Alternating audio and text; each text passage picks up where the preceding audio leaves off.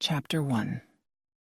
The Post. Erica Lee's fingers hovered over her smartphone screen, the glow illuminating her furrowed brow in the dim light of her living room. It was just past midnight, and Springfield slumbered, blissfully unaware of the chaos about to be unleashed by a simple social media post. Missing. Orange tabby cat answers to whiskers. Last seen near Oak Street. Please contact if found. With a soft chime, the post went live on the Springfield Community Facebook group. Erica sighed, setting her phone aside and running a hand through her disheveled hair. It had been a long day at the veterinary clinic, and now this. She glanced at the empty cat bed in the corner, a pang of worry twisting her gut. "Where are you, Whiskers?" she murmured, unaware that her innocent query would soon echo through Springfield with far darker implications. As dawn broke over the Rust Belt town, Sarah Chen of the Springfield Gazette was already at her desk, scrolling through her news feed with the practiced eye of a seasoned journalist. A post about a missing cat caught her attention, not for its content, but for the unusual spike in engagement it had garnered overnight. "Odd," she muttered, leaning in closer to her monitor. Her reporter's instinct, honed by years of chasing stories in a town struggling with economic decline, tingled. There was something here, buried beneath the surface of concerned comments and shared sympathy. Across town, in a community center that had seen better days, Jean-Claude Baptiste's rich baritone carried over the chatter of teenagers, playing foosball. The Haitian immigrant had made it his mission to provide a safe haven for Springfield's growing immigrant population, a decision that had earned him both admirers and enemies. "Remember, mes amis," he was saying. "We must always be aware of how others perceive us. It is unfortunate, but..." He broke off as he caught snippets of conversation from a group huddled around a smartphone. "Yo, did you see this? They saying Haitians are stealing pets now." Jean-Claude's heart sank. He'd heard whispers of such rumors before, but to hear them from the very youth he was trying to guide, it was a bitter pill to swallow. Meanwhile, at the last remaining factory in Springfield, Mike Donovan stood in stunned silence as his foreman delivered the news. "I'm sorry, Mike. We're shutting down. Globalization, they say. Can't compete with overseas labor costs." Mike's calloused hands clenched into fists, 23 years of loyalty crumbling like the rust-stained walls around him. As he trudged to his locker to collect his few personal items, his phone buzzed. It was a notification from the Springfield Community Group. Normally he'd ignore it, but today he needed a distraction. As Mike read Erica's post about her missing cat, his eyes narrowed. He'd heard rumors lately about pets going missing, and hadn't there been an influx of immigrants recently? His finger hovered over the comment button. What harm could it do to ask the question that was on everyone's mind? In City Hall, Mayor Robert Rue's office was a hive of activity. Aides rushed in and out, each bearing reports more concerning than the last. Rue pinched the bridge of his nose, feeling a headache coming on. "So let me get this straight," he said to his chief of staff. "We've got rising unemployment, increasing racial tensions, and now missing pets." His chief of staff nodded grimly. "Yes, sir. And social media is blowing up with speculation. It's not looking good." Rue sighed heavily. "Get me a full report on this missing pet situation, and schedule a press conference for tomorrow. We need to get ahead of this before it spirals out of control." As night fell over Springfield, the town seemed to hold its breath. In homes, diners, and bars, conversations buzzed with speculation and fear. A simple post about a missing cat had tapped into a well of simmering tensions, and the pressure was building. In her small apartment, Sarah Chen stared at her computer screen, the glow illuminating her determined face. She knew there was more to this story than a missing cat, and she was going to find out what it was, no matter where it led her. Jean-Claude Baptiste sat in his modest living room, phone in hand, scrolling through the increasingly hostile comments on the community Facebook group. His wife, noticing his furrowed brow, asked, "What is it, mon cher?" He shook his head slowly. "Trouble, my love. Big trouble." And in his newly empty home, Mike Donovan cracked open a beer. His earlier comment on Erica's post already forgotten as he grappled with his new reality. Little did he know, his offhand speculation was even now racing through the digital veins of Springfield, feeding a growing beast of misinformation and fear. As Erica Lee finally drifted off to sleep, worried about her beloved whiskers, she had no idea that her innocent post had just lit the fuse on a powder keg that had been building for years. Springfield was about to face a reckoning, and no one would emerge unscathed. Chapter 2.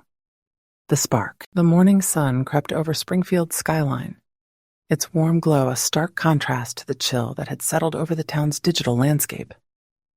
Mike Donovan, nursing a hangover and a grudge, squinted at his phone screen.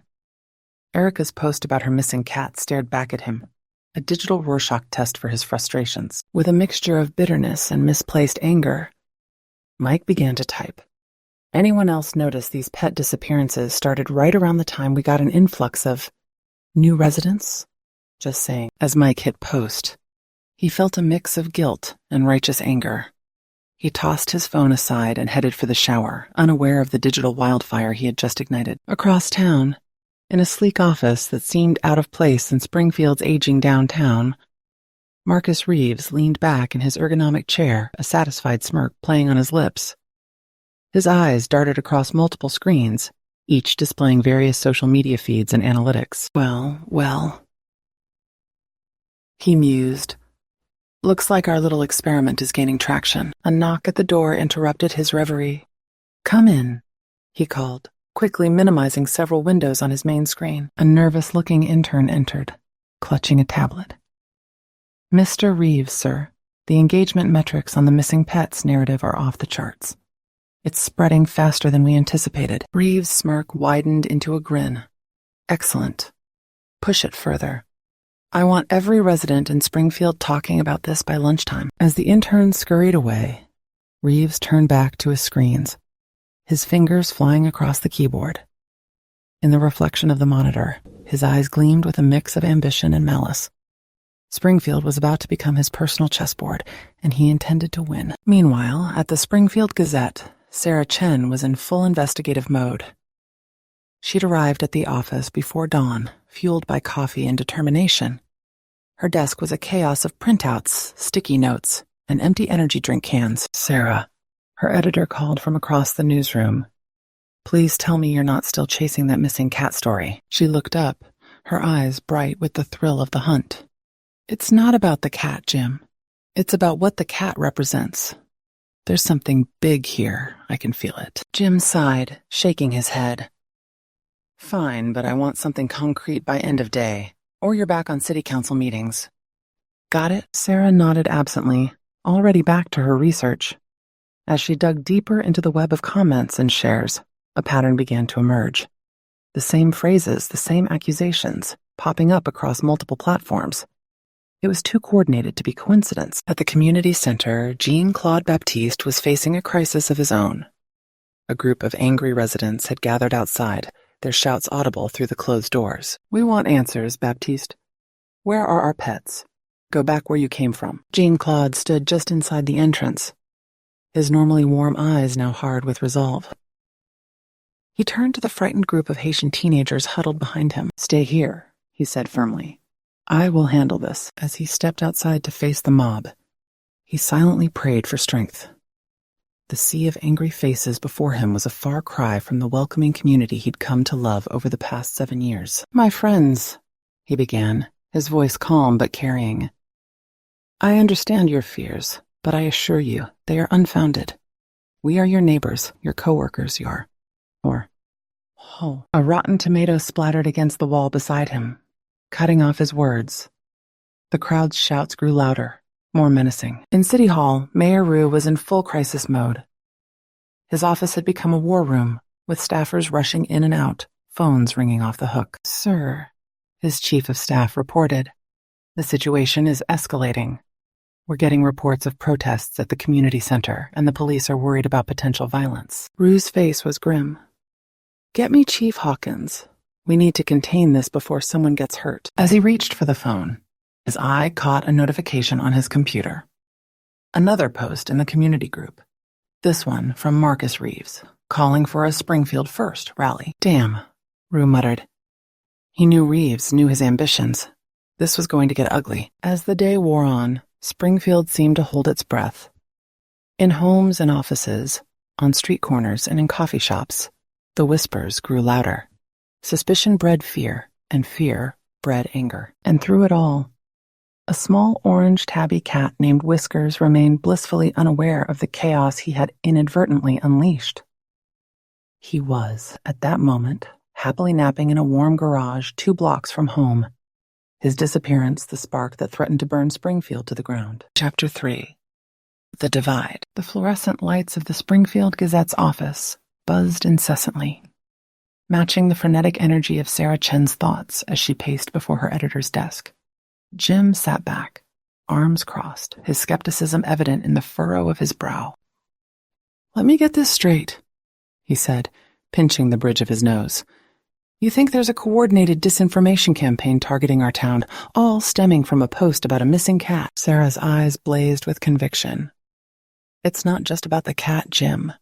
It's about exploiting existing tensions, weaponizing fear. Look at these patterns." She thrust a stack of printouts onto his desk. The same phrases, the same accusations, popping up across multiple platforms. It's too coordinated to be organic. Jim leafed through the papers, his expression softening slightly. "Okay, you've got my attention.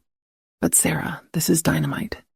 If you're wrong—" "I'm not wrong," she interrupted, her voice steel. "And if we don't expose this, things are going to get a lot worse." After a moment of tense silence, Jim nodded. "All right. You've got a week. But be careful, Chen. You're playing with fire." Across town, the community center had become a fortress under siege. Jean-Claude Baptiste stood at the window, watching as a small but vocal group of protesters waved signs with increasingly hostile slogans. The sound of their chants seeped through the walls, a constant reminder of the divide that had sprung up seemingly overnight. As the hour of the community meeting approached, Jean-Claude watched with a mixture of hope and apprehension as people began to arrive. Some slipped in quickly, eyes darting nervously at the protesters. Others strode in confidently, chins raised in defiance. To his surprise, he saw a familiar face he hadn't expected. Mike Donovan shuffled in, hands shoved deep in his pockets, looking as if he'd rather be anywhere else. Their eyes met, and Jean-Claude nodded in acknowledgement. Mike returned the nod stiffly before finding a seat at the back of the room. As Jean-Claude began the meeting, he could feel the tension in the air, thick enough to cut with a knife. "My friends," he began, his rich voice carrying to every corner of the room. "We are here tonight to talk, yes, but more importantly, to listen, to understand." From his seat in the back, Mike shifted uncomfortably. He wasn't sure why he'd come. Curiosity? Guilt over his comment? Or perhaps a desperate need to make sense of a world that seemed to be crumbling around him? As Jean-Claude's words washed over the room, Mike found himself begrudgingly impressed. The man had a way of speaking that made you want to believe, to hope. But then a commotion at the door shattered the moment. Marcus Reeves strode in, flanked by a group of supporters. His smile was all teeth as he surveyed the room. "Hope I'm not interrupting," he said, his voice dripping with false politeness. "I thought this was a community meeting." "Surely you wouldn't mind if we joined?" Jean-Claude's smile never faltered, though his eyes hardened. "Of course, Mr. Reeves. All are welcome here." As Reeves and his group took seats, the atmosphere in the room shifted palpably. The open dialogue Jean-Claude had hoped for quickly devolved into a series of pointed questions and thinly veiled accusations. "Can you explain the cultural significance of animal sacrifice in Haitian voodoo?" Reeves asked, his tone innocent but his intent clear. Jean-Claude's patience was wearing thin, but he maintained his composure. "Mr. Reeves, I'd be happy to discuss Haitian culture with you, but I fail to see how this is relevant to our current situation." "Oh, I think it's very relevant," Reeves countered, his eyes glinting. "Especially when pets are going missing all over town." The room erupted into chaos, shouts and accusations flying. In the midst of it all, Mike found himself standing, though he couldn't remember making the decision to do so. "Enough," he bellowed, surprising even himself. The room fell silent, all eyes turning to him. Mike swallowed hard, suddenly aware of the weight of the moment. This ain't right," he continued, his voice gruff with emotion. "We're neighbors, for Christ's sake. We're better than this. For a brief moment, it seemed as if Mike's words had broken through the tension. But then Reeves started a slow, mocking clap. How touching, he sneered. I didn't realize you were such a fan of our new neighbors, Donovan. Tell me, how's the job search going? Mike's face flushed with anger and embarrassment. Before he could respond, Jean-Claude stepped in. I think we've had enough for tonight. Thank you all for coming. As the room emptied, the air thick with unresolved tension, Sarah Chen stood in the shadows, her recorder capturing every word. Her heart raced with the thrill of the hunt. She had her story. Now she just had to prove it. Outside, as the last stragglers left the community center, a small orange tabby watched from the shadows, utterly oblivious to the chaos it had inadvertently unleashed. Whiskers yawned, stretched, and padded off into the night, seeking his next comfortable spot for a nap. Chapter 4. The investigation begins. The morning sun had barely crested the horizon when Sarah Chen found herself on Erica Lee's doorstep, the dewy grass soaking through her sensible flats. She shifted from foot to foot, partly from the chill and partly from anticipation. This interview could be the key to unraveling the whole mess. Erica answered the door, her eyes puffy from lack of sleep, a half-empty mug of coffee clutched in her hand like a lifeline. Miss Chen, from the Gazette? She asked, stifling a yawn. Sarah nodded, offering what she hoped was a reassuring smile. Please, call me Sarah. Thanks for agreeing to talk with me so early. As they settled into Erica's small but cozy living room, Sarah couldn't help but notice the missing posters for Whiskers scattered across the coffee table.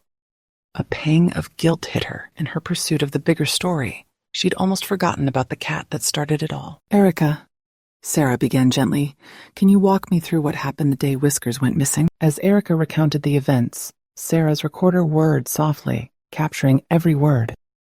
But it was what Erica said next that made Sarah's journalistic spidey sense tingle. It's just, I never thought a simple post about my cat could cause all this, Erica said, her voice cracking. The things people are saying, the accusations. It's like they were just waiting for an excuse. Sarah leaned forward, her eyes intense. Erica, have you noticed any patterns in the responses?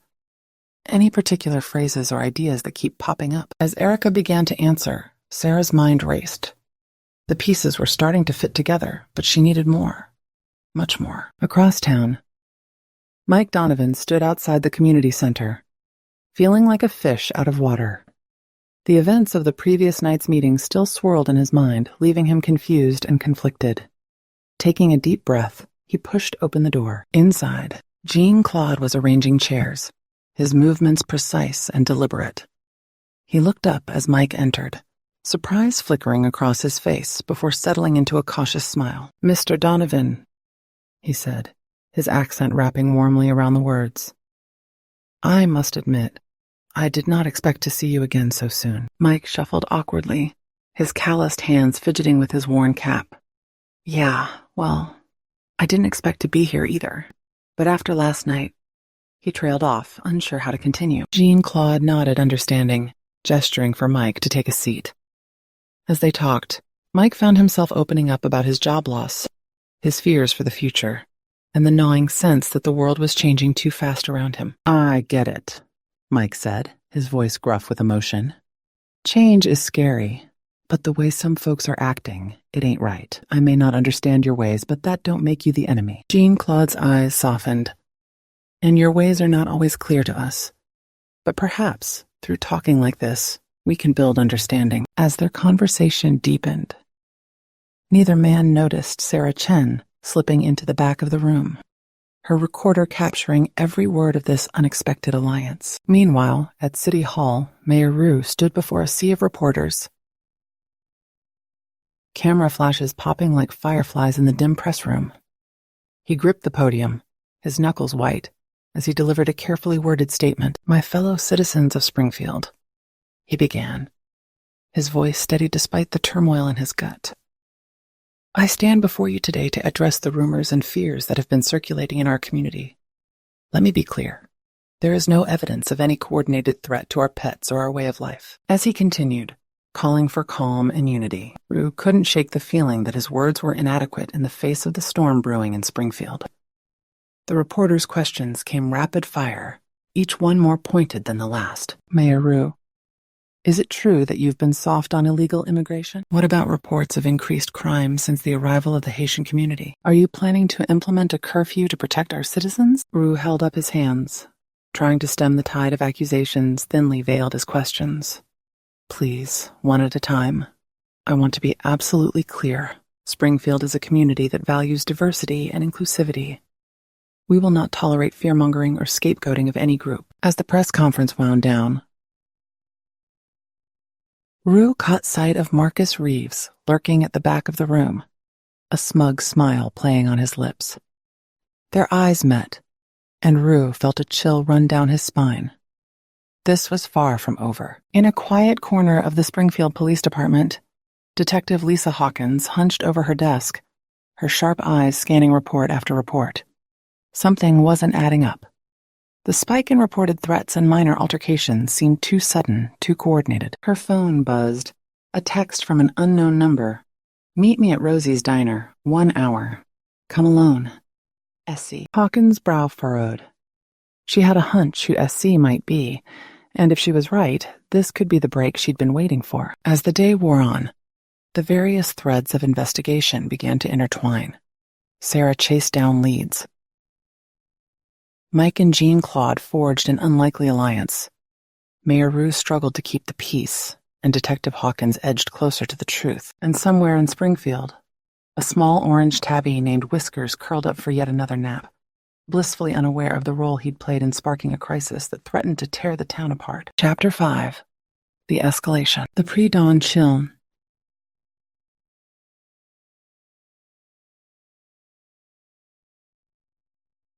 The pre-dawn chill nipped at Jean-Claude Baptiste's fingers as he bent to retrieve the morning paper. His breath caught in his throat as he unfolded the Springfield Gazette to reveal a sea of bold black text. Community under siege. Pets missing. Tensions rising. But it wasn't the headline that made his blood run cold. It was the image below, a crudely designed flyer plastered across the front page, its message as subtle as a sledgehammer. To protect our pets. Protect our way of life. Springfield first rally tonight. Jean-Claude's hands trembled as he read on.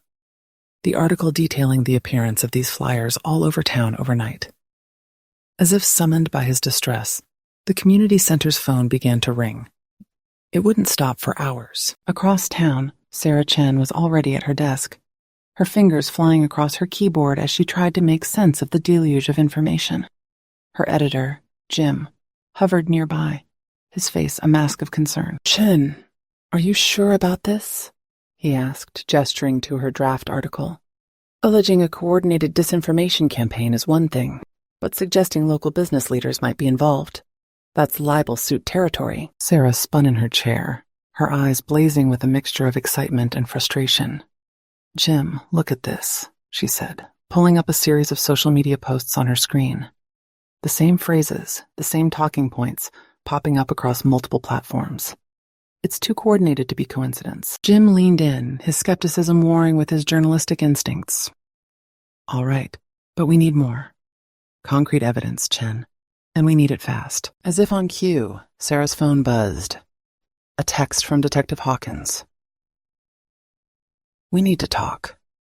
Now. Meanwhile, at the distribution center, Mike Donovan was finding it harder and harder to keep his head down. The break room buzzed with angry whispers and suspicious glances, particularly directed at Yvette and the other Haitian workers. I'm telling you, man, hissed Tom, a longtime coworker. They're up to something. My sister's neighbor's cat went missing last week. You can't tell me that's a coincidence. Mike felt his temper rising. Come on, Tom.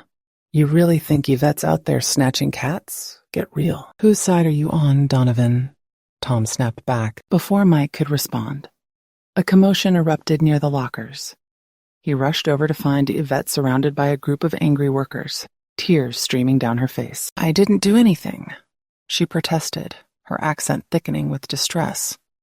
Please, why are you doing this? Without thinking, Mike shouldered his way through the crowd. Back off, he growled, placing himself between Yvette and her accusers. This ain't right and you know it. The tension in the air was palpable, like the moment before a thunderclap.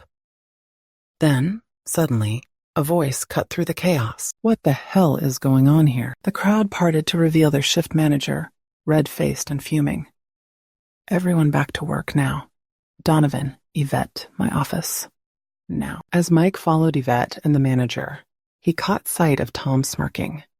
This wasn't over, not by a long shot. At City Hall, Mayor Rue was in full crisis mode. His office had become a war room, with staffers rushing in and out, phones ringing off the hook. "Sir," his chief of staff reported, "the situation is escalating. We're getting reports of minor scuffles breaking out across town. The police are stretched thin." Rue pinched the bridge of his nose, feeling the weight of the town pressing down on him. "Where's Reeves in all this?" he asked. As if in answer, the door burst open and Marcus Reeves strode in, flanked by a group of supporters. His smile was all teeth as he surveyed the chaos of the mayor's office. "Quite the situation we have here, isn't it, Robert?"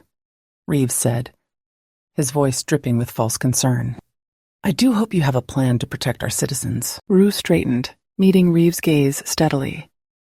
"Marcus, if you're here to help, great. If not, I'm going to have to ask you to leave.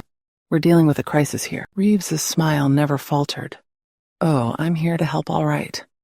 In fact, I've taken the liberty of organizing a town hall meeting tonight to address the community's concerns." As Reeves turned to leave, he paused at the door. "Oh, and Robert, I do hope you'll attend. The people need to see their mayor in times like these." The door closed behind him, leaving Rue with a sinking feeling in his stomach. This wasn't just a crisis anymore. It was a power play. As night fell over Springfield, the town seemed to hold its breath. The community center, usually a place of warmth and welcome, had become a fortress. Jean-Claude stood at the window, watching as a small group of protesters gathered outside, their signs illuminated by the harsh glare of hastily erected floodlights. His phone buzzed. A text from Sarah Chen. Meeting with Hawkins revealed new info. "Big break in the case. Stay safe tonight. We're close to cracking this wide open." Jean-Claude allowed himself a small smile. Perhaps there was hope yet. But as another angry shout rose from the crowd outside, he couldn't shake the feeling that things would get worse before they got better. Across town, in a dimly lit garage, a small orange tabby stretched languidly. Whiskers, blissfully unaware of the chaos he had inadvertently unleashed, settled in for another nap. The human world, with all its complications and conflicts, was of no concern to him. There were sunbeams to bask in and mice to chase. And really, wasn't that all that mattered? Chapter 6. The Unlikely Alliance. The fluorescent lights of Rosie's diner buzzed incessantly, casting a sickly glow over the chipped formica tables. Sarah Chen nursed a lukewarm coffee, her eyes darting to the door every few seconds. She checked her watch again. Detective Hawkins was late. Just as Sarah was considering the merits of a third cup of coffee, the bell above the door jingled. Lisa Hawkins strode in, her sharp eyes scanning the nearly empty diner before settling on Sarah. Without a word, she slid into the booth across from the journalist. "You're a hard woman to get hold of, Detective," Sarah said, pushing a manila envelope across the table. Hawkins ignored the envelope, fixing Sarah with an intense stare. "Cut the small talk, Chen. What have you got?" Sarah leaned in, her voice low. "Evidence of a coordinated disinformation campaign, social media manipulation, staged incidents, the works. And I think I know who's behind it." Hawkins' eyebrow arched. "I'm listening." As Sarah laid out her findings, Hawkins' expression shifted from skepticism to grim determination. By the time Sarah finished, the detective was already on her feet. "Come with me," Hawkins said, tossing a few bills on the table. "There's something you need to see." Across town, an unlikely pair made their way through the early morning mist. Mike Donovan, his hands shoved deep in his pockets, walked alongside Jean-Claude Baptiste, their breaths visible in the cool air. "I appreciate you agreeing to meet Mr. Donovan," Jean-Claude said, his accent wrapping warmly around the words. Mike grunted, his eyes fixed on the sidewalk. "Yeah, well, after what happened at work yesterday, I figured we should talk." They found themselves in a small park, the swings creaking gently in the breeze. Jean-Claude settled onto a bench, patting the space beside him. After a moment's hesitation, Mike sat. "You know," Jean-Claude began, his voice gentle, When I first came to Springfield, I was afraid. Everything was new, different. I didn't know if I would ever belong. Mike shifted uncomfortably. Yeah, well, change ain't easy for anyone. Jean-Claude nodded. Indeed, but change is also inevitable. The question is, do we let it divide us, or do we face it together? As they talked, sharing stories of their lives, their fears, and their hopes for Springfield, something began to shift. The wall of mistrust and misunderstanding between them didn't crumble entirely, but cracks began to form. Mike found himself opening up about the day he lost his job, the panic that had gripped him as he realized his skills, honed over 2 decades, might now be obsolete. Jean-Claude, in turn, shared the challenges he'd faced when he first arrived in Springfield, the loneliness and fear that had nearly driven him to return to Haiti. But you stayed, Mike said, a note of admiration creeping into his voice. Jean-Claude smiled. Yes, because I saw the potential in this town.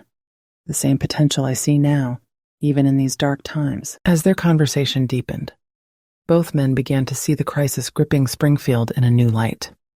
It wasn't just about immigrants versus longtime residents, or economic anxiety, or even missing pets. It was about a community at a crossroads, struggling to define its identity in a rapidly changing world. Meanwhile, at City Hall,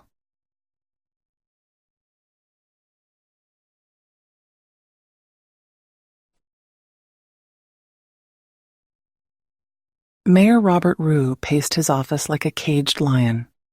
His chief of staff watched nervously from the doorway. Sir, she ventured, Mr. Reeves is here to see you. Rue's jaw clenched. Send him in. Marcus Reeves sauntered into the office, every inch the confident businessman. Robert, he said, his smile not quite reaching his eyes. I hope you're planning to attend the town hall tonight. The people need to see their mayor in these troubled times. Rue met Reeves' gaze steadily. Cut the act, Marcus. What's your game here? Reeves' smile faltered for just a moment. Game? I'm just a concerned citizen, Robert.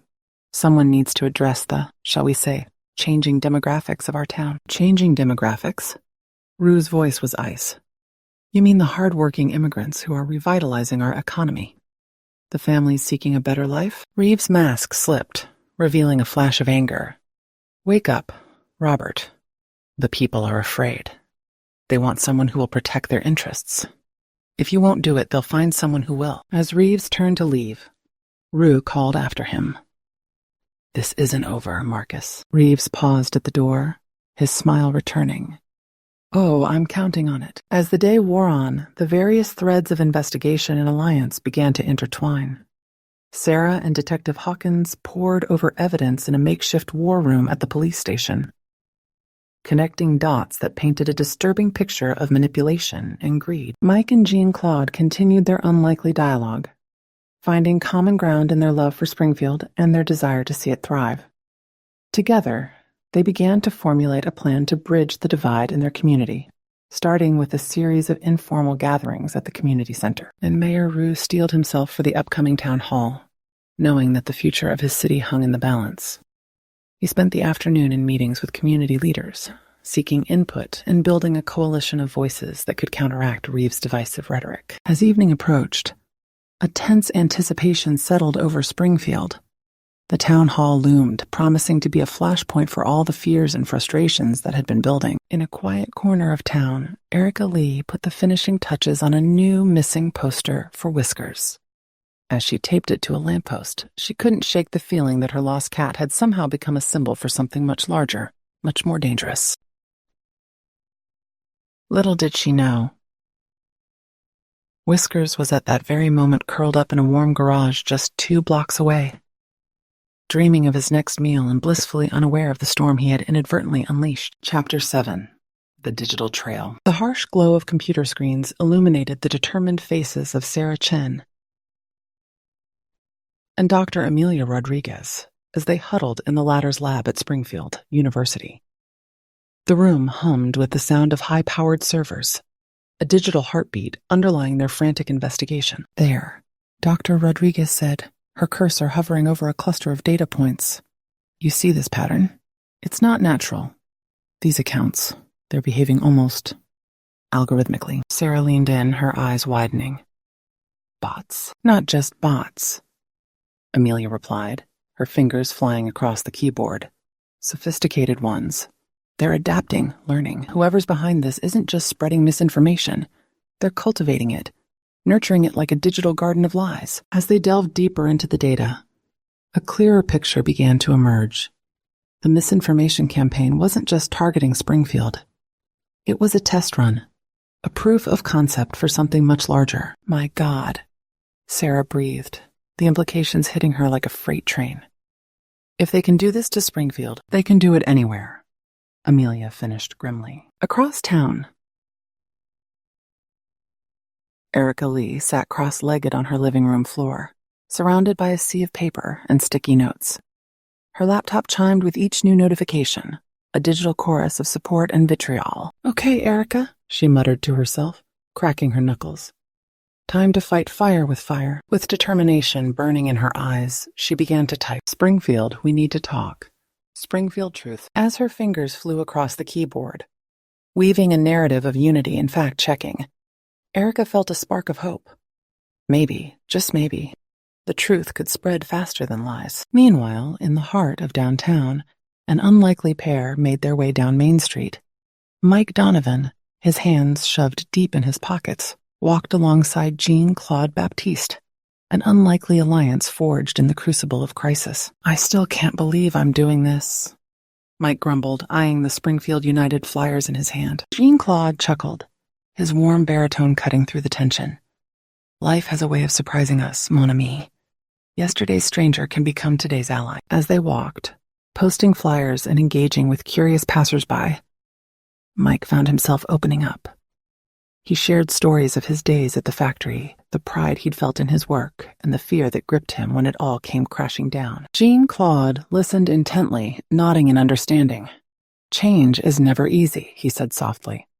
But it is inevitable. The question is, do we let it break us, or do we adapt and grow stronger? Their conversation was interrupted by a commotion up ahead. A group of protesters had gathered outside City Hall, their angry shouts echoing off the buildings. Go back where you came from. Springfield for real Americans. Protect our pets, protect our way of life. Mike felt a surge of shame as he recognized some of the slogans he'd once spouted himself. He glanced at Jean-Claude, expecting to see anger or fear. Instead, he saw only sadness and determination. Come, my friend, Jean-Claude said, squaring his shoulders. We have work to do. As they approached the crowd, Mike felt a moment of panic. What were they doing? But then he saw Jean-Claude wade into the sea of angry faces, his voice calm and steady as he engaged with the protesters. Taking a deep breath, Mike followed. It wasn't easy. There were heated arguments, accusations flying back and forth. But slowly, painfully, conversations began to happen. Real conversations, not just shouting matches. By the time the sun began to set, the crowd had thinned. Those who remained were talking in small groups, their voices low and intense. It wasn't peace, not yet, but it was a start. As Mike and Jean-Claude made their way back down Main Street, exhausted but oddly exhilarated, they didn't notice the figure watching them from the shadows. Marcus Reeves' eyes narrowed as he observed this unexpected alliance. This could complicate things. Pulling out his phone, Reeves fired off a quick text. Accelerate the plan. It's time to take off the gloves. In the quiet of her office, Detective Lisa Hawkins stared at the evidence board before her, the pieces of the puzzle slowly coming together. Her phone buzzed with a text from Sarah Chen. Big breakthrough. Meet me at the lab ASAP. As Hawkins grabbed her jacket and headed for the door, she couldn't shake the feeling that they were racing against time. The truth was out there, buried beneath layers of lies and manipulation. But would they uncover it before Springfield tore itself apart? And somewhere in the heart of the town, a small orange tabby named Whiskers yawned and stretched, blissfully unaware of the chaos he had inadvertently unleashed. As far as he was concerned, this warm garage was his kingdom, and the world beyond could sort out its own problems. Chapter 8. The Hidden Agenda. The fluorescent lights of the Springfield Gazette's office buzzed incessantly, matching the frenetic energy of Sarah Chen as she pored over stacks of documents. Her desk was a chaotic sea of papers, sticky notes, and empty coffee cups. Come on, she muttered, her eyes scanning page after page of financial records. Where's the connection? Suddenly, her hand froze. There it was, buried in the fine print of a real estate transaction from 5 years ago. Marcus Reeves' signature on a deal that had brought a wave of immigrant workers to Springfield. Got you, you hypocritical bastard. Sarah grinned, a predatory gleam in her eye. As she dug deeper, a pattern emerged. Reeves had been playing both sides, stoking anti-immigrant sentiment while quietly profiting from their labor. It was a masterclass in manipulation, and Springfield was just the testing ground. Across town, Jean-Claude Baptiste stood before a crowd gathered in the community center's parking lot. The Springfield United banner fluttered in the breeze behind him, a splash of color against the gray sky. "My friends," he began, his rich voice carrying over the murmur of the crowd. "We are here today not as separate groups, but as one community. We may have different backgrounds, different stories, but we all share one thing, our love for Springfield." As Jean-Claude spoke, weaving a narrative of unity and shared purpose, he didn't notice the group of men gathering at the edges of the crowd.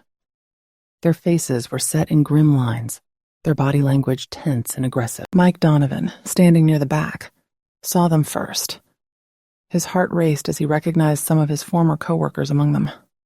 This wasn't going to end well. Just as Jean-Claude was reaching the crescendo of his speech, a voice cut through the air like a knife. "Liar, you're destroying our town." The crowd parted as Marcus Reeves strode forward, his face a mask of righteous indignation.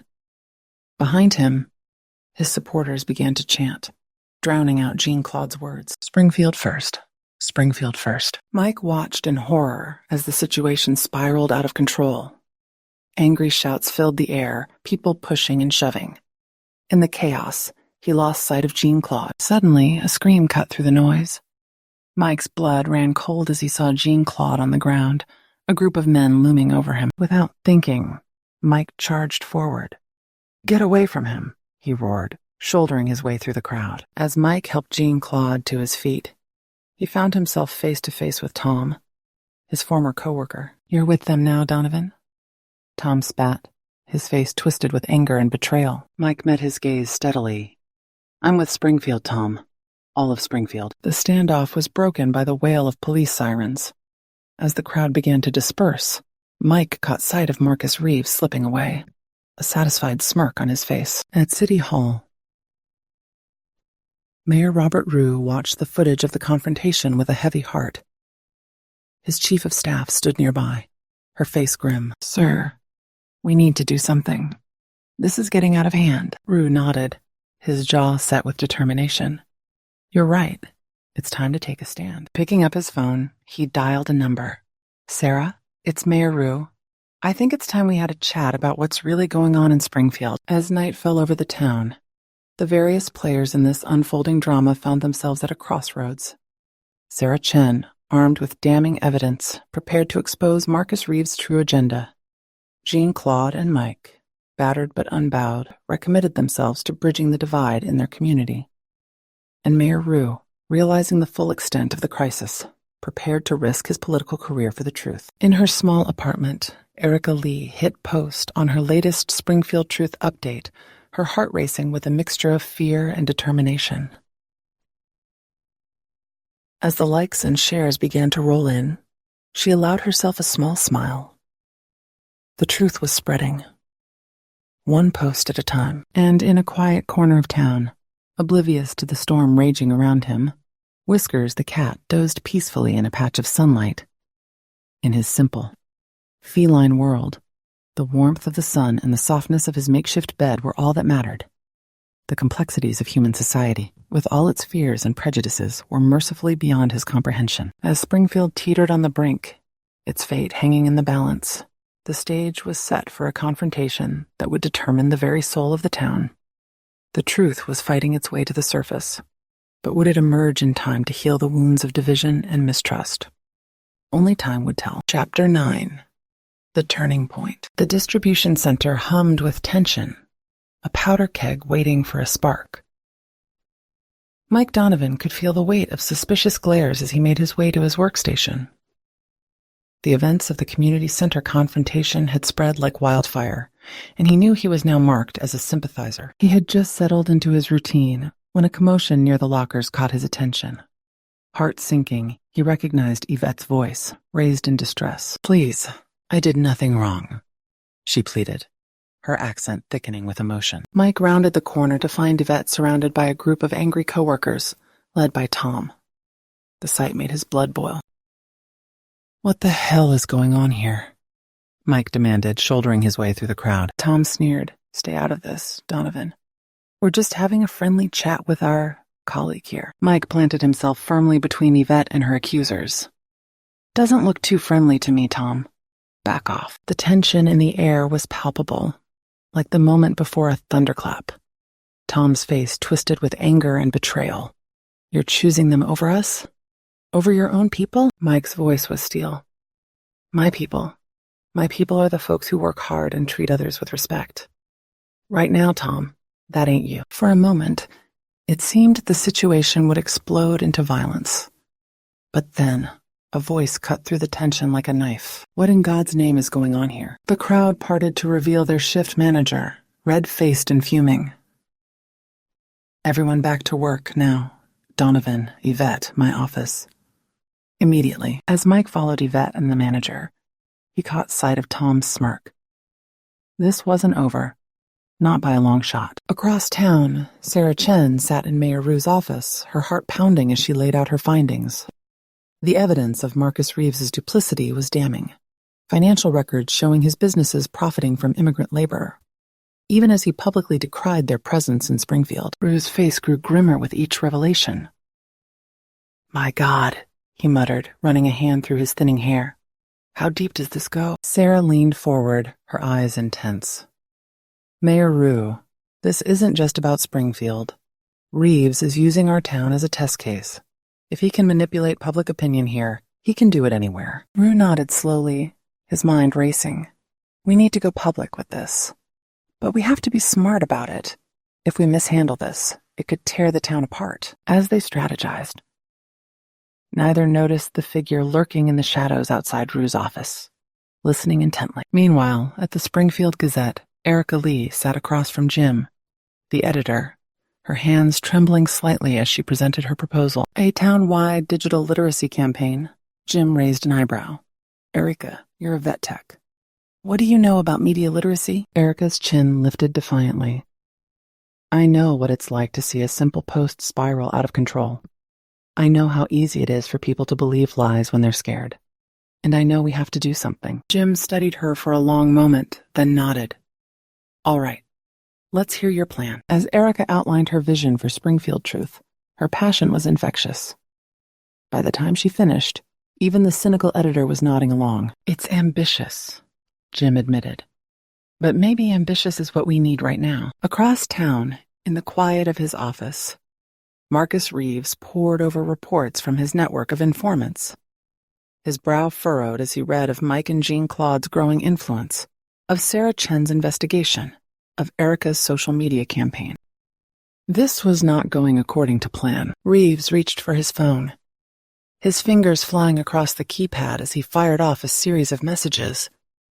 It was time to accelerate the endgame. As night fell over Springfield, the town seemed to hold its breath. In homes and offices, on street corners and in coffee shops, people whispered of change in the air. Something was coming. A reckoning. And in a quiet garage, blissfully unaware of the storm raging around him, whiskers stretched languidly. The orange tabby yawned, curling up for another nap.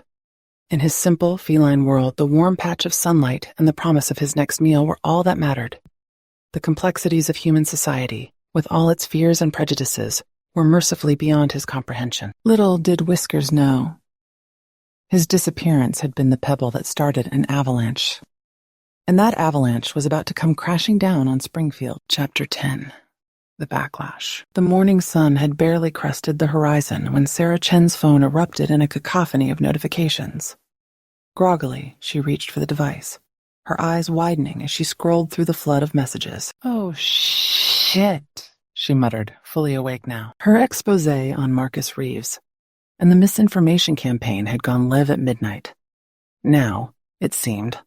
All hell was breaking loose. Sarah's Twitter mentions were a war zone, a dizzying mix of support and vitriol. But it was the emails that chilled her to the bone. Threats, some vague, others chillingly specific, filled her inbox. One message in particular made her blood run cold. "We know where you live, Chen. Hope you've said goodbye to your family." With shaking hands, Sarah dialed Detective Hawkins. This was no longer just about uncovering the truth. It was about survival. Across town, Jean-Claude Baptiste stood in his living room, his normally warm eyes hard with resolve. His wife, Marie, watched with a mixture of pride and fear as he packed a small bag. "Jean, please," she pleaded. "We can leave town for a while. Wait for this to blow over." Jean-Claude shook his head, his voice gentle but firm. "No, mon amour. If we run now, they win. This is our home. We must stand and fight for it." A crash from outside made them both jump. Jean-Claude rushed to the window, his heart sinking as he saw the graffiti now adorning their front door. "Joe back, where you came from." With a heavy sigh, he turned to his wife. "Pack a bag for you and the children. You'll stay with your sister for now. I'll join you when this is over." As Marie reluctantly complied, Jean-Claude's phone buzzed. A text from Mike Donovan saw the news. "You okay? Need backup?" A small smile tugged at Jean-Claude's lips. In the midst of all this darkness, unexpected alliances were a beacon of hope. Meanwhile, at City Hall, Mayor Robert Roux faced a barrage of questions from reporters and angry citizens alike. The revelations about Marcus Reeves had thrown the town into chaos, and everyone was looking to Roux for answers. "Mayor Roux, did you know about Reeves' involvement in the misinformation campaign? What are you going to do to protect our citizens from these immigrants? Is it true that you're in Reeves' pocket?" Roux held up his hands, trying to calm the crowd. "Please, everyone. I understand you're angry and confused, but we need to approach this rationally. The truth is, fizz. As his words were cut off by a shout from the back of the room. "The truth is, you've sold us out, Roux." As the crowd's anger grew, Roux caught sight of Marcus Reeves slipping into the room, a satisfied smirk playing on his lips. Their eyes met, and Roux felt a chill run down his spine. This was far from over. In her small apartment, Erica Lee stared at her computer screen in disbelief. Her Springfield Truth campaign, meant to counteract the misinformation, had taken on a life of its own, but not in the way she'd hoped. For every post sharing facts and promoting unity, there were dozens spreading new, even more outlandish conspiracy theories. And now, her personal information was being shared online, along with calls for boycotts of the veterinary clinic where she worked. A rock crashed through her window, making her jump. Attached was a note. "Pet killer." Erica's hands shook as she dialed 911. What had she unleashed? At the distribution center, Mike Donovan found himself in the middle of a powder keg. The revelations about Reeves had split the workforce down the middle. Some, like Mike, were outraged at the manipulation. Others, clinging to their fears and prejudices, doubled down on their anti-immigrant stance. As Mike tried to mediate yet another heated argument between coworkers, he couldn't shake the feeling that things were about to get much worse. His suspicions were confirmed when the shift manager called everyone together. "I know tensions are high," the manager began, his voice strained. "But we have a business to run. Anyone who can't keep their personal views out of the workplace will be sent home, without pay." The threat hung in the air, adding fuel to the already raging fire of resentment and fear. As night fell over Springfield, the town seemed to be tearing itself apart at the seams. Sarah Chen, now under police protection, worked tirelessly to uncover more evidence. Jean-Claude Baptiste moved his family to safety, even as he prepared to face the storm head-on. Mayor Roux grappled with the political fallout, trying to find a path forward for his fractured community. And in the eye of the hurricane, Marcus Reeves watched it all unfold with a mixture of satisfaction and concern. Things were spiraling faster than he'd anticipated. It was time to adapt the plan. As he picked up his phone to make some calls, Reeves allowed himself a small smile. Chaos, after all, was just opportunity in disguise. In a quiet corner of town, oblivious to the human drama unfolding around him, Whiskers the cat lounged in a patch of moonlight. His peaceful purr was a stark contrast to the turmoil gripping Springfield. In his simple, feline world, the warm night air and the promise of his next meal were all that mattered. The complexities of human fear, ambition, and prejudice were, mercifully, beyond his comprehension. Little did Whiskers know his inadvertent role in Springfield's crisis was far from over.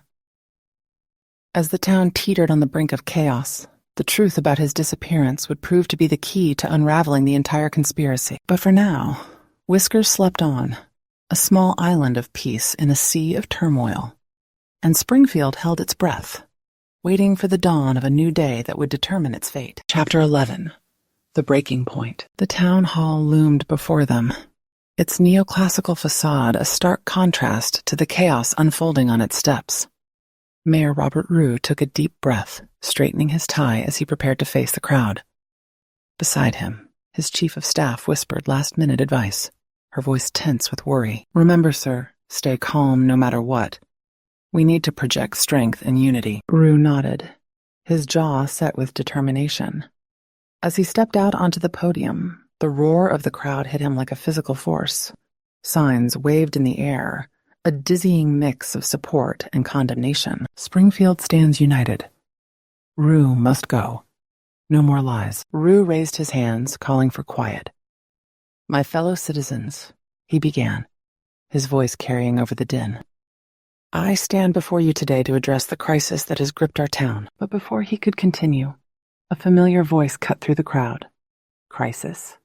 The only crisis here is your leadership, Rue." Marcus Reeves pushed his way to the front, his face a mask of righteous indignation. "You've allowed our town to be overrun, our values to be trampled. It's time for a change." The crowd's roar grew deafening as Reeves began to speak, his words stoking the fires of fear and resentment. Rue watched in dismay as the situation spiraled out of control. Suddenly, a scuffle broke out near the back of the crowd.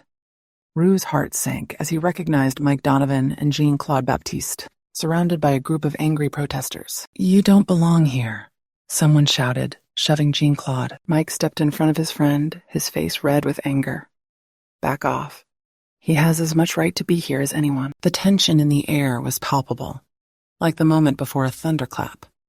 And then, in an instant, it broke. The first punch was thrown, and chaos erupted. The crowd surged, people pushing and shoving. Rue watched in horror as the peaceful town meeting devolved into a full-scale riot. As police sirens wailed in the distance, Rue caught sight of Marcus Reeves slipping away, a satisfied smirk playing on his lips. Their eyes met for a brief moment, and Rue felt a chill run down his spine. This was exactly what Reeves had wanted all along. Across town, in the quiet of her apartment, Sarah Chen stared at her computer screen in disbelief. Live streams of the riot played out before her, the violence a stark contrast to the peaceful town she thought she knew. Her phone buzzed incessantly. Texts from Detective Hawkins, from her editor, from worried friends. But it was the email notification that caught her eye. Subject line: "The truth about Whiskers." Sarah's heart raced as she opened the message. It was from an anonymous source, but the information inside, if it was true, it could blow the whole conspiracy wide open. Her fingers flew across the keyboard as she began to write. The story was there, just waiting to be told. But would anyone listen in the midst of all this chaos? Meanwhile, at the distribution center, Yvette stood before her locker, her hands shaking as she read the note that had been slipped inside. "We know what you are. Leave town or else." She crumpled the paper, fighting back tears. This wasn't the America she had dreamed of, the land of opportunity and freedom. This was a nightmare. A hand on her shoulder made her jump. She turned to find Mike Donovan standing there, his face bruised from the confrontation at the town hall. "You okay?" he asked. His gruff voice softened with concern. Yvette shook her head, unable to speak. Mike's eyes hardened as he saw the crumpled note in her hand. "This ends now," he growled. "Come on. We're going to have a little chat with management." As they walked towards the manager's office, whispers and glares followed them. The division in the workforce was palpable, a microcosm of the larger conflict tearing Springfield apart. In the heart of downtown, Jean-Claude Baptiste surveyed the damage to his community center. Windows were smashed, walls spray-painted with hateful slogans. But it was the broken trust, the shattered sense of community, that hurt the most. As he began to clean up, a group of people approached. Jean-Claude tensed, ready for another confrontation. But to his surprise, they carried brooms and cleaning supplies. "We saw what happened," an older woman said, her eyes kind. "We wanted to help." Jean-Claude felt a lump in his throat. "Mercy," he managed, his voice thick with emotion. "Thank you." As the small group worked together to repair the damage, Jean-Claude allowed himself a glimmer of hope. Perhaps all was not lost. Perhaps there was still a chance for Springfield to heal. But across town, in a dimly lit office, Marcus Reeves was putting the final touches on his endgame. The riot had played out perfectly, pushing Springfield to the brink. Now, it was time to step in as the savior, the strong leader who could restore order. As he prepared his statement, a satisfied smile played on Reeves's lips. Soon, very soon, Springfield would be his. And then, who knew? Maybe the governor's mansion. Maybe even higher. The ringing of his phone interrupted his reverie. The caller ID made him frown. This was unexpected. "Hello," he answered, his voice cautious. The voice on the other end was curt. "It's done. But there's been a complication." Reeves' frown deepened. "What kind of complication?" "The cat. It's been found." Reeves felt a chill run down his spine. The missing cat that had started it all. The spark that had ignited this powder keg. Found? This could ruin everything. "Take care of it," he snapped, ending the call. As night fell over Springfield, the town held its breath. The riot had been quelled, but the tension remained, a powder keg waiting for the next spark. In homes and businesses, people whispered of leaving town, of a community broken beyond repair. But in a small garage, blissfully unaware of the chaos he had inadvertently caused, Whiskers the cat stretched languidly. His peaceful purr was a stark contrast to the turmoil gripping the town. In his simple, feline world, the warm night air and the promise of his next meal were all that mattered. Little did Whiskers know.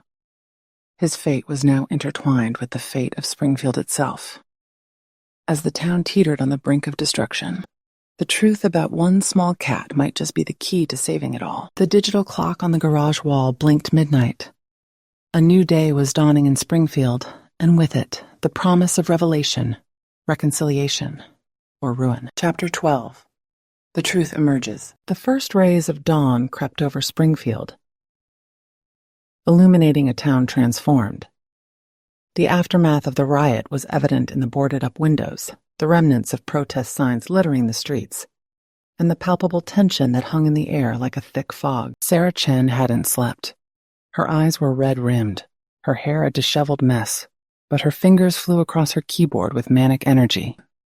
The anonymous tip about Whiskers had led her down a rabbit hole of connections and conspiracies that made her head spin. "It can't be this simple," she muttered, double-checking her sources for the 100th time.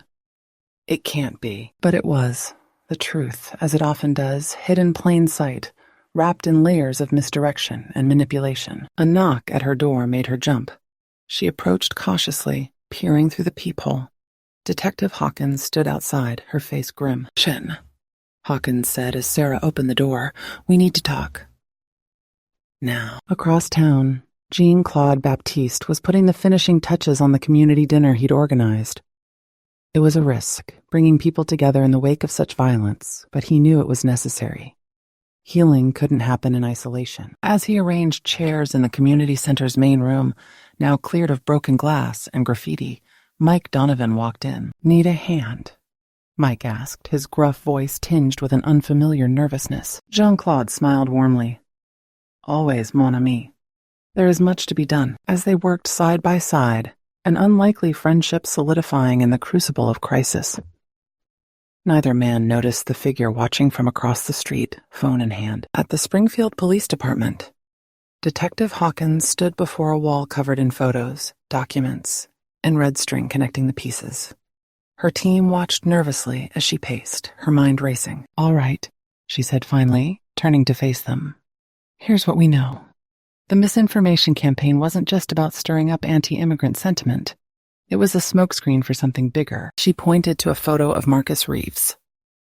Reeves has been playing both sides. He's been quietly buying up properties all over town, using shell companies to hide his involvement.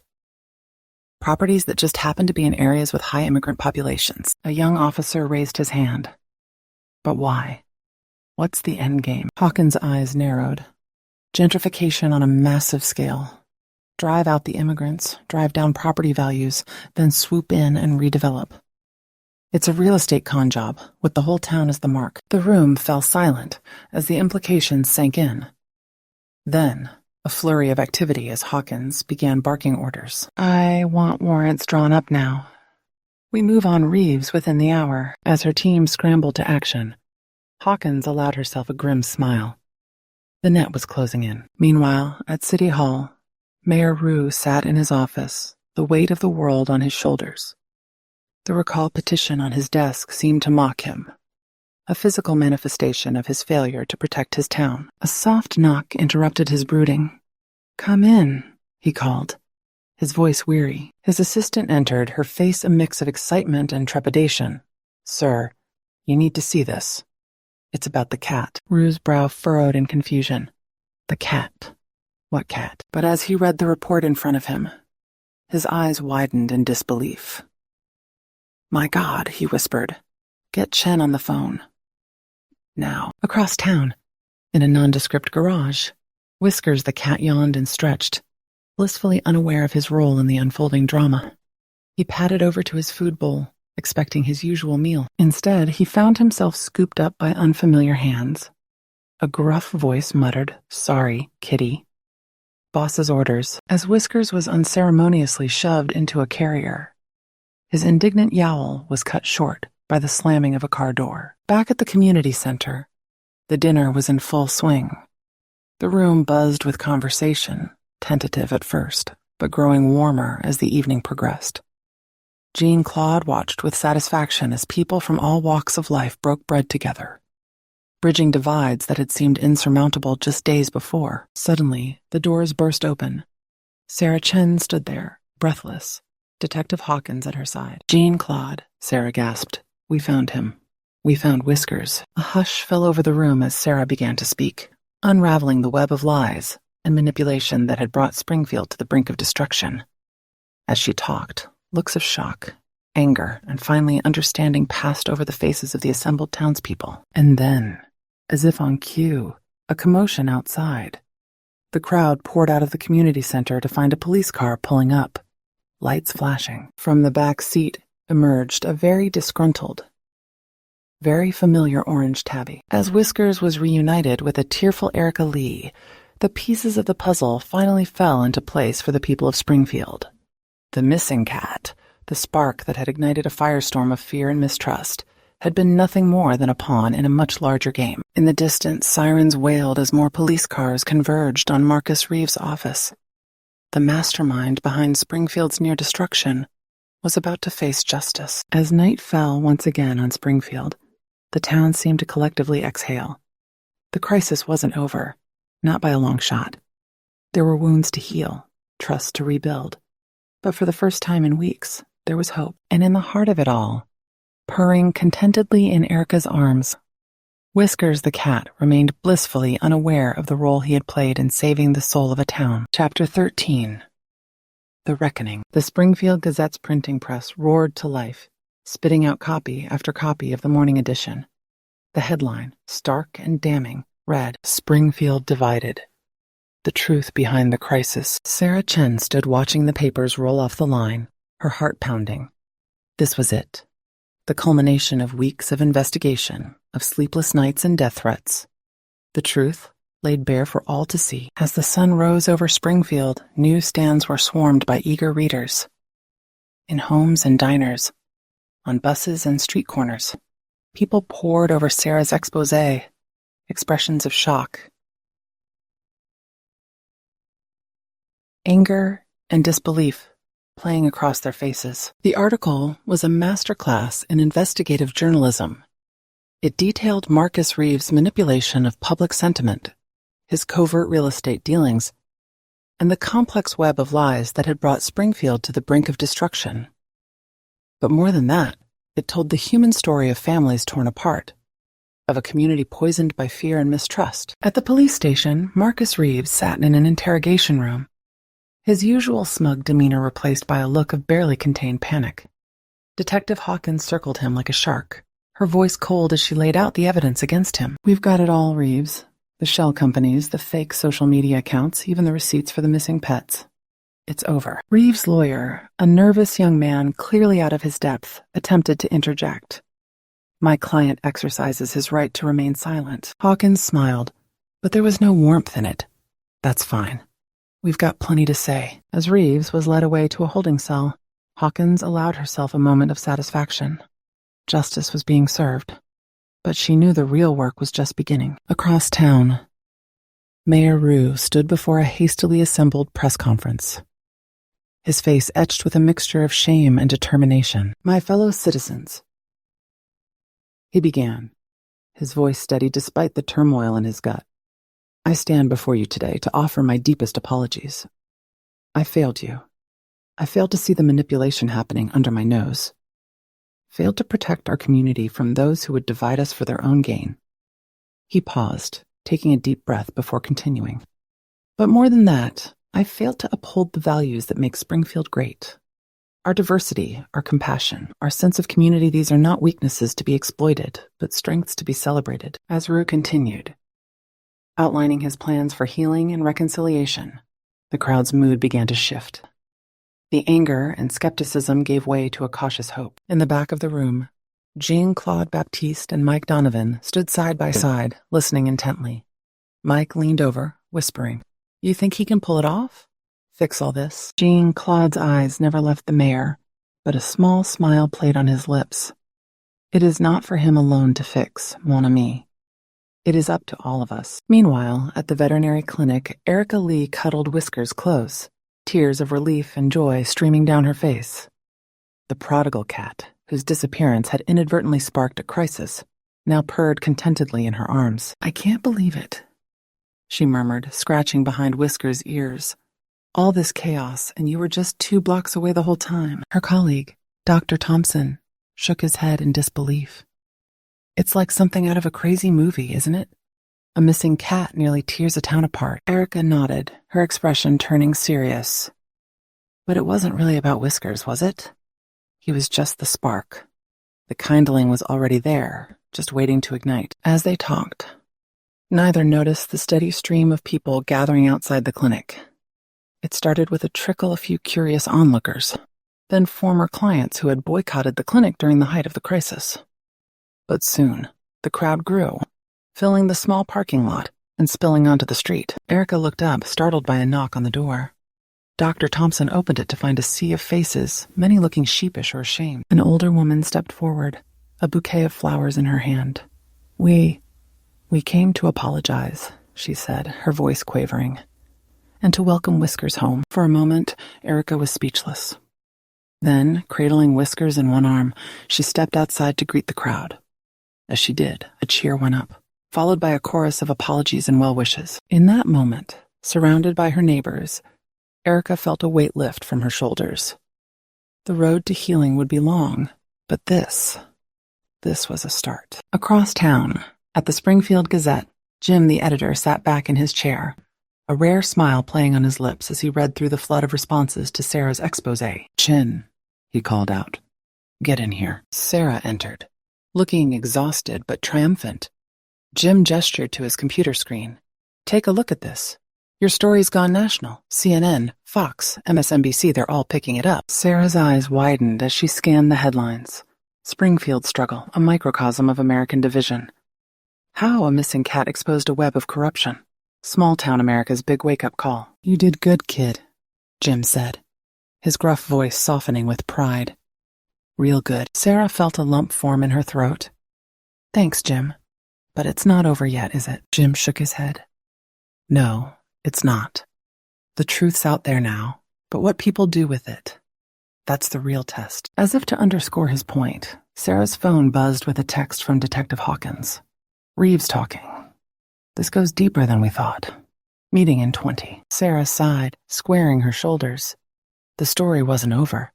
In many ways, it was just beginning. At the community center, Jean, Claude, and Mike worked side by side, repairing the damage from the riot. As they painted over graffiti and replaced broken windows, a steady stream of volunteers joined them, each bringing tools, supplies, or simply willing hands. "You know," Mike said, pausing to wipe sweat from his brow, "a month ago, I never would have thought I'd be here doing this." Jean-Claude smiled, clapping his friend on the shoulder. "Life has a way of surprising us, non? Sometimes it takes a crisis to show us what truly matters." As they worked, the community center slowly transformed. The hateful slogans disappeared, replaced by messages of hope and unity. The broken windows gave way to new panes, letting in the bright afternoon sunlight. But it wasn't just the physical space that was changing. With each nail hammered, each brush stroke applied, the volunteers found themselves opening up, sharing stories and finding common ground. By late afternoon, the work was done. Jean-Claude stood back, surveying the transformed center with pride. "My friends," he called out, his voice carrying over the chattering crowd, "look at what we have accomplished together. This is the true face of Springfield." A cheer went up, followed by spontaneous hugs and handshakes. In that moment, the divisions that had seemed so insurmountable just days ago felt small and insignificant. As the sun began to set, casting a warm glow over the town, Springfield seemed to collectively exhale. The crisis wasn't over, not by a long shot. There were still wounds to heal, trust to rebuild, and hard conversations to be had. But for the first time in weeks, there was hope. Real, tangible hope. And in a quiet corner of town, oblivious to the role he had played in Springfield's near destruction and ultimate redemption, Whiskers the cat dozed peacefully in a patch of fading sunlight. In his simple, feline world, the warmth of the sun and the softness of his bed were all that mattered. The complexities of human society, with all its fears and prejudices, its capacity for both hatred and love, were mercifully beyond his comprehension. As night fell once again on Springfield, the town settled into an uneasy but hopeful peace. The road ahead would be long and challenging, but the first steps had been taken. The truth had emerged, and with it, the possibility of a new beginning. Chapter 14. The Hard Work of Healing. The community forum buzzed with nervous energy as people filed into the high school auditorium. It had been a week since the truth about Marcus Reeves' manipulation had come to light, and the town was still reeling. Mayor Rue stood at the podium, his face etched with determination as he surveyed the crowd. "My fellow citizens," he began, his voice steady despite the butterflies in his stomach, "we're here today to begin the hard work of healing. What happened to our town didn't occur overnight, and it won't be fixed in a day. But if we come together, if we truly listen to each other, we can build a stronger,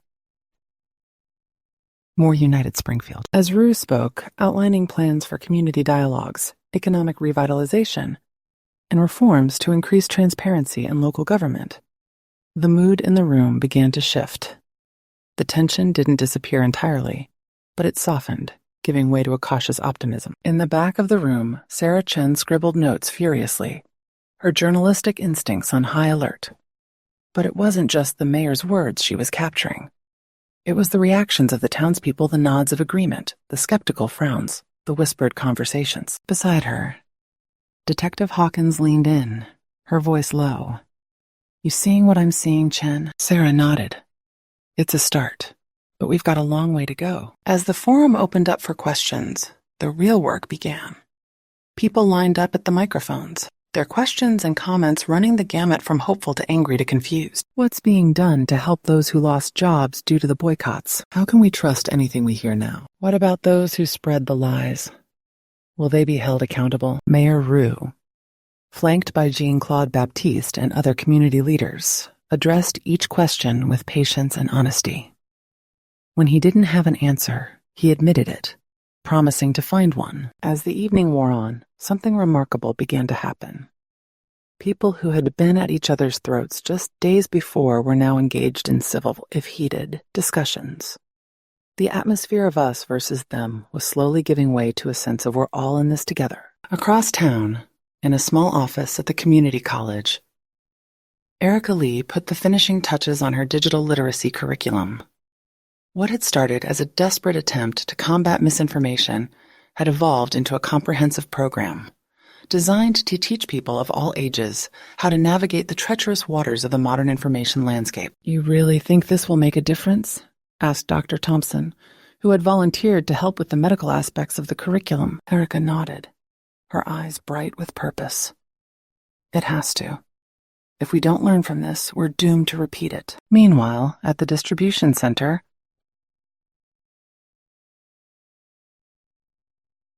Mike Donovan stood before a group of his coworkers, his hands shaking slightly as he held up a flyer. "Look," he said, his gruff voice softening with emotion. "I know things have been tough. We've all said and done things we're not proud of. But this here," he tapped the flyer, which advertised a series of cultural exchange dinners. "This is our chance to start over. To really get to know each other, not just as coworkers, but as neighbors." There was a moment of tense silence. Then Tom, who had been one of the most vocal anti-immigrant voices, stepped forward. "I'll come," he said quietly.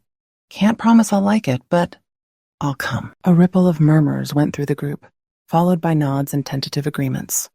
It wasn't universal acceptance, but it was a start. As the week progressed, small changes began to ripple through Springfield. The Springfield First signs that had dotted lawns were gradually replaced by Springfield United banners. The hostile glares that had greeted immigrant families on the streets gave way to awkward but genuine attempts at friendly greetings. At the police station, Detective Hawkins led a series of seminars on community policing and cultural sensitivity.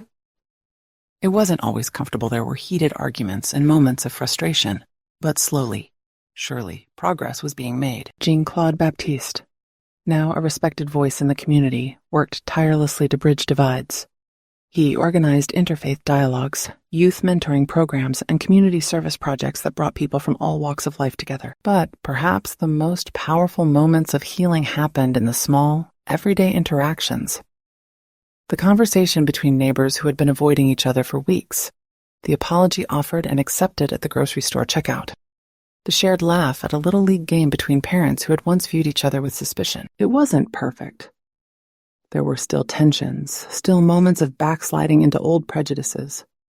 But with each passing day, the fabric of the community, so nearly torn apart, began to mend. As the sun set on another day in Springfield, Sarah Chen sat at her desk, putting the finishing touches on her latest article.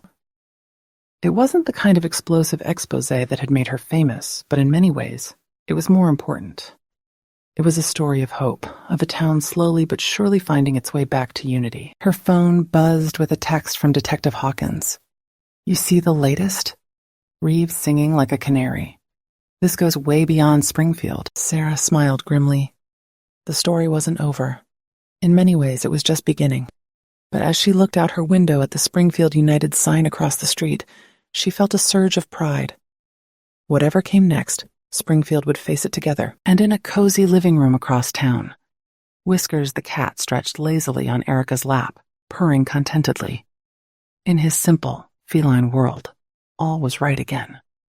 The warmth of his human's love, the comfort of his favorite cushion, the promise of his next meal, these were the things that mattered. Little did Whiskers know that his brief adventure had been the catalyst for a profound change in his town. But as Erica scratched behind his ears, murmuring softly about the day's events, he purred a little louder. Sometimes, the most important things in life are the simplest. As night fell once again on Springfield, the town settled into a new rhythm. The hard work of healing had begun, and with it, the promise of a brighter, more united future. Chapter 15. The New Springfield. 5 years had passed since the crisis that nearly tore Springfield apart. The town that stood today was almost unrecognizable from the powder keg it had once been.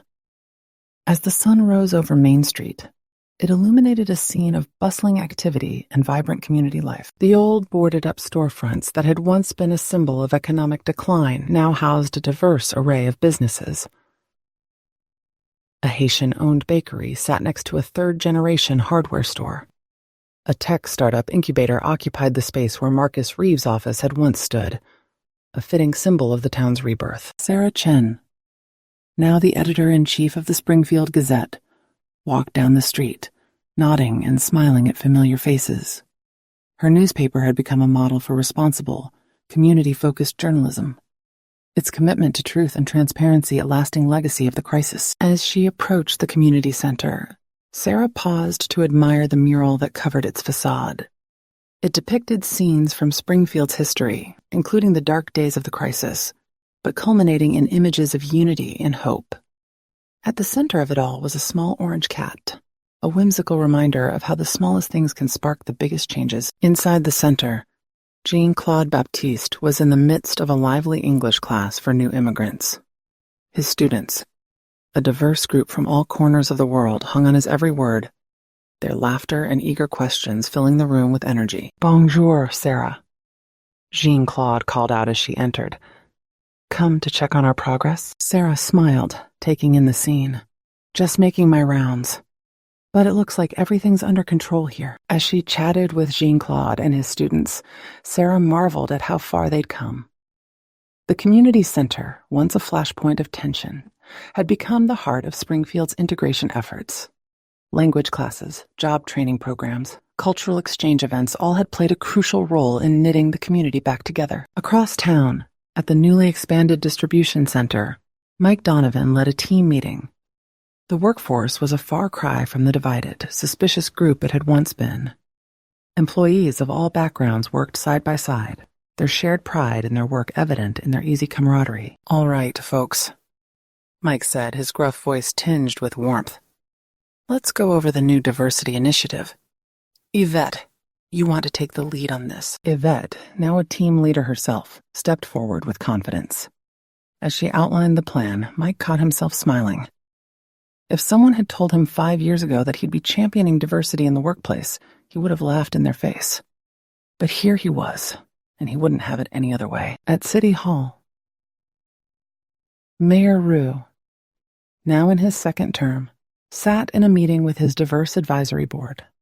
They were putting the finishing touches on Springfield's 2030 vision, a comprehensive plan that emphasized sustainability, inclusivity, and economic innovation. "I think we've got something special here," Roux said, looking around the table. "A roadmap not just for Springfield, but for communities everywhere." As the meeting adjourned, Roux's phone buzzed with a news alert. He chuckled as he read it. Marcus Reeves, recently released from prison, had attempted to run for local office in another state.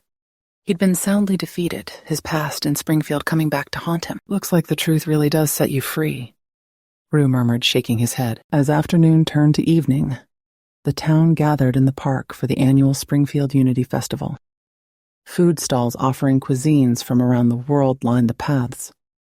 On the main stage, a local band played a fusion of Haitian compa and American rock, the unique sound drawing cheers from the diverse crowd. Erica Lee, now running a thriving veterinary practice and heading up the town's digital literacy program, made her way through the festival with Whiskers perched regally on her shoulder.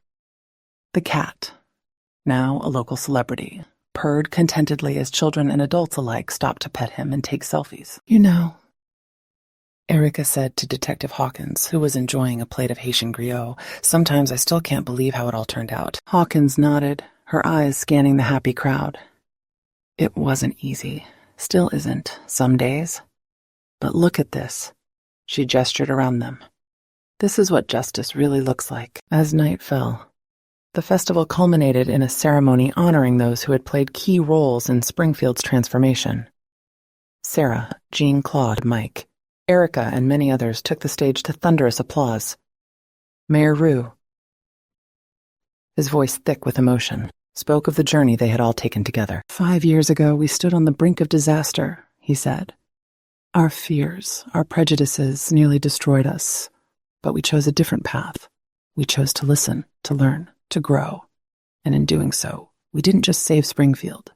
We created a model for what a truly united community can be." As fireworks lit up the sky, painting the night in a dazzling array of colors, the people of Springfield stood together, their faces upturned in wonder. They had been tested, had nearly broken, but had emerged stronger, more united, more human. And in Erica's arms, Whiskers watched the spectacle with feline indifference. The fireworks were nice, he supposed, but they paled in comparison to the simple pleasures of a warm lap and a gentle hand. In his own way, he had played his part in Springfield's story. Now, he was content to leave the complexities of human society to the humans. As the last fireworks faded, leaving behind a sky full of stars, Springfield settled into a peaceful night. The town had faced its demons, had done the hard work of healing, and had emerged transformed. It wasn't perfect, no place ever is, but it was home. A home where diversity was strength, where differences were celebrated, and where a simple missing cat poster could spark a revolution of the heart. The story of Springfield wasn't over. In many ways, it was just beginning. But whatever challenges lay ahead, the town would face them as they had faced the crisis together, united, stronger for having been broken, and reforged in the fires of adversity. And so, as a new day dawned on Springfield, it brought with it the promise of a future limited only by the power of compassion, understanding, and the unbreakable bonds of true community.